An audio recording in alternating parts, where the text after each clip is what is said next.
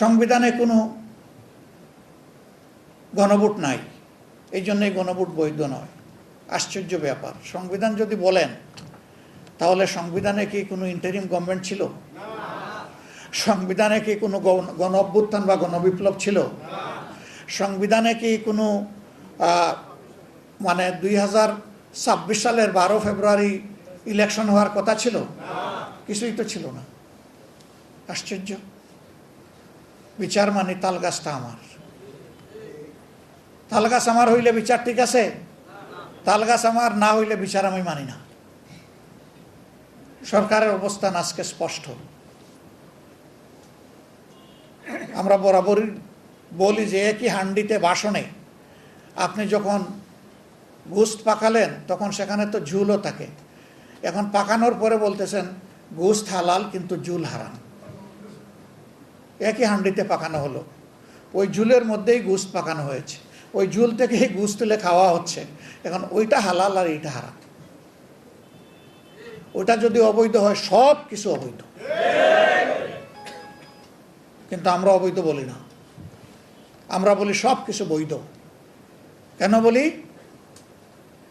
Political সায়েন্সের ভাষা হচ্ছে will of the people is supreme ল।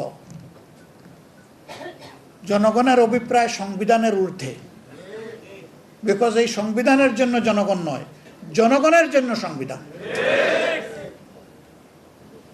তখন জনগণের অভিপ্রায় ছিল, এই ইন্টারিম গভর্নমেন্টকে সাপোর্ট দিয়েছে, ওদের ভালো মন্দ বিশ্লেষণে আমি যাচ্ছি না, ভালো কিছু করলে এর ক্রেডিট তাদের, মন্দ কিছু করলে এর দায়ও তাদের। সম্মানিত ভাইয়েরা, এইভাবে জনগণ চেয়েছে এই ভোট, গণভোট দুইটাই চেয়েছে জনগণ।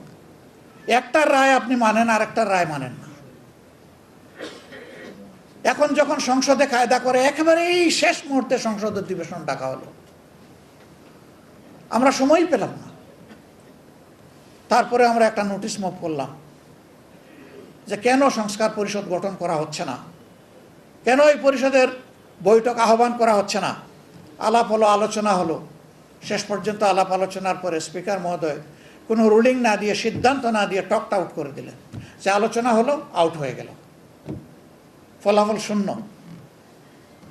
আমরা সেদিন প্রতিবাদে এই যে জনগণের রায়কে অপমান করা হলো, অগ্রাহ্য করা হলো, আমরা সংসদ থেকে বের হয়ে চলে এসেছিলাম।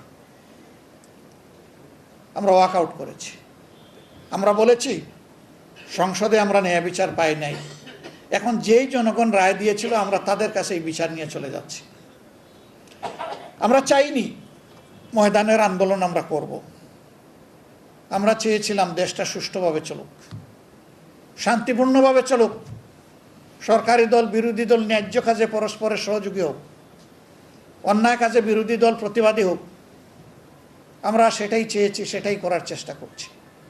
কিন্তু আমাদেরকে যে জিনিসের সলিউশন হাউসের ভিতরে হওয়ার কথা তারা বাধ্য করেছে এখন রাজপথে আসতে। এখন সমাধান যদি সংসদে না হয় তাহলে রাজপথে হবে ইনশাল্লাহ।